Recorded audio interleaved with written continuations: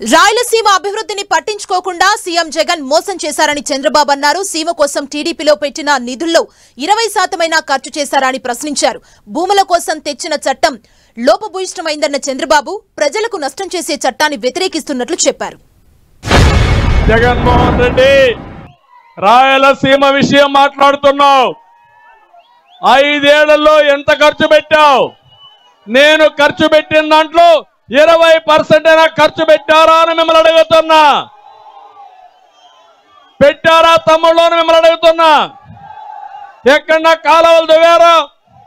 Project కట్టారా? పిల్ల కాలువలు దువ్వారా? అందుకే అడుగుతున్నా.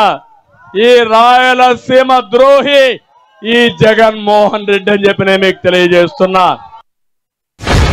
కొంతమంది మనలో కూడా రెడ్లున్నారు. నేను అడుగుతున్నా, ఈ రెడ్లు ఎవరికైనా న్యాయం జరిగిందా మీకు? కానీ నలుగురికి జరిగింది. ఆ నలుగురు పెద్దిరెడ్డి, సజ్జల రెడ్డి, సుబ్బారెడ్డి, సాయిరెడ్డి, ఇక్కడుండే మీ ఎంపీ రెడ్డి. మీ భూమి ఎవడు కబ్జా చేసినా మీకు న్యాయం చేయడు, కబ్జా చేసిన వాడికి న్యాయం చేస్తాడు. అందుకే ఇప్పుడు సర్వే చేశాడు, జలగన్న సర్వే.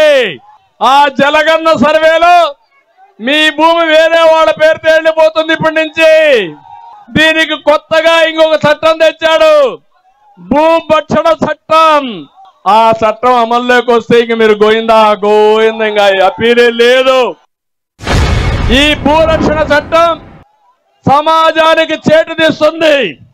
నేను అందుకే హామీ ఇస్తున్నా, ప్రభుత్వం వస్తానే భూరక్షణ చట్టాన్ని ఆపి మీ ఆస్తులు కాపాడే బాధ్యత తెలుగుదేశం పార్టీదని చెప్పి నేను మీకు తెలియజేస్తున్నా.